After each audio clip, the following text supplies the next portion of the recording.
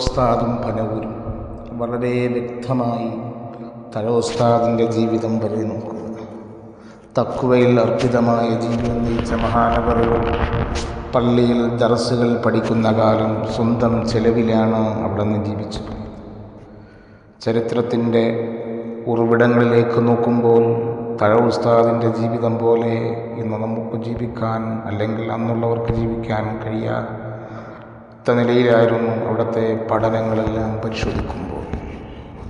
മഹാനവരുടെ ആഴമേറിയ പഠനങ്ങളും ആഴമേറിയ കിതാബിൻ്റെ ഉദ്ധരണികൾ കൊണ്ട് സമുദായത്തിനും ലോകത്തിനും തെളിവുകൾ സമ്മാനിക്കുമ്പോഴും അന്നത്തെ ഗവൺമെൻറ് പോലും അവാർഡ് ദാനം പോലും പ്രഖ്യാപിക്കുമ്പോൾ മഹാനവറുകൾ പറഞ്ഞു, ഇത് ദുനിയാവിൽ നിന്ന് ഞാൻ അവാർഡ് തേടാൻ ഉദ്ദേശിച്ചില്ല.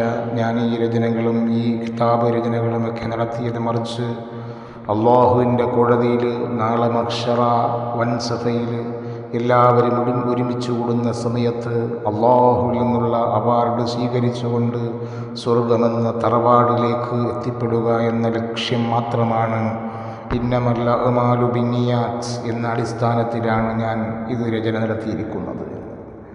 മഹാനവരുടെ ജീവിതം കറാമത്തിലൂടെ, അത്ഭുതങ്ങളിലൂടെ, പഠനങ്ങളിലൂടെ ലോകത്ത് സമ്മാനിച്ചു. ഒരുപാട് അത്ഭുതത്തിൻ്റെ കലവറകൾ തീർത്ത മഹാനവറുകളാണ്. ചരിത്രങ്ങളിൽ കാണാം, മഹാനവരുടെ ജീവിതം വസ്തുനിഷ്ഠമായും അർത്ഥവത്തായ നിലയിലുള്ള ജീവിതമായിരുന്നു. മറ്റുള്ളവർക്ക് എല്ലാ അർത്ഥത്തിലും പാഠമാകുന്ന ജീവിതമായിരുന്നു. ഒരു വിഷയത്തെ സംബന്ധിച്ച് ഒരു മാസത്തിൽ കൂടുതൽ ആ വിഷയത്തെ പ്രതിപാദിച്ച് മാത്രം തന്നെ നസീഹത്ത് നടത്തിയ അപൂർവം ഒരു മഹാപണ്ഡിതനാണ് ഉസ്താദ്. ഒരുപാട് തുരീഖത്തുകളുടെ മശായിഖാണ് ഉസ്താദ്. അതുകൊണ്ടാണ് ഒരിക്കൽ പനൂരിനെ കുറിച്ച് പറഞ്ഞത്, പനവൂർ നിവാസികൾക്കൊക്കെയും ഞാൻ സ്വാഗതം പറയുന്നു, ഖൈറിലാക്കിടട്ടൊരു ജീവിതം, പുതുക്കിപ്പണിഞ്ഞൊരു പള്ളി എത്ര മനോഹരമാ, മുനാരമുണ്ടതിന് ചുംബന്തരം, തേക്കിൻ്റെ ഊറ്റം വാതിലാണുള്ളത്, അതിൻ്റെ കോമിൽ തന്നെയാ മദ്ബാബിദ്.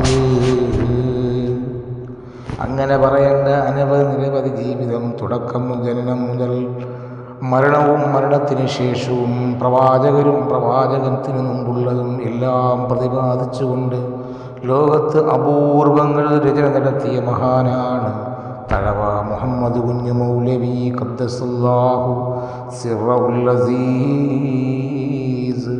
ആ കാലത്തിൽ ജീവിച്ചിരുന്ന മഹാനാണ്. റഈസുൽ ഉലമ, ദക്ഷിണ കേരള ജംഇയ്യത്തുൽ ഉലമയുടെ സ്ഥാപക നേതാവ്.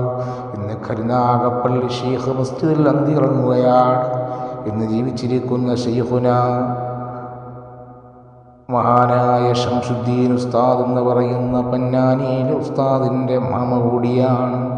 ലോകം കണ്ട മഹാനല്ലയോ ഈ മഹാന്മാർ. അവരുടെ ജീവിതം അത്രയും സാരസമ്പൂർണമായിരുന്നു. ഹുദൈബിയയിൽ വന്നപ്പോഴാണ് അന്ന് ആദ്യമായി കാണാനും അവിടുത്തെ ഓടുദ്വായിൽ പങ്കെടുക്കാനുമുള്ള ഈ വിനീതന് ഒരു അവസരം ലഭിച്ചത്.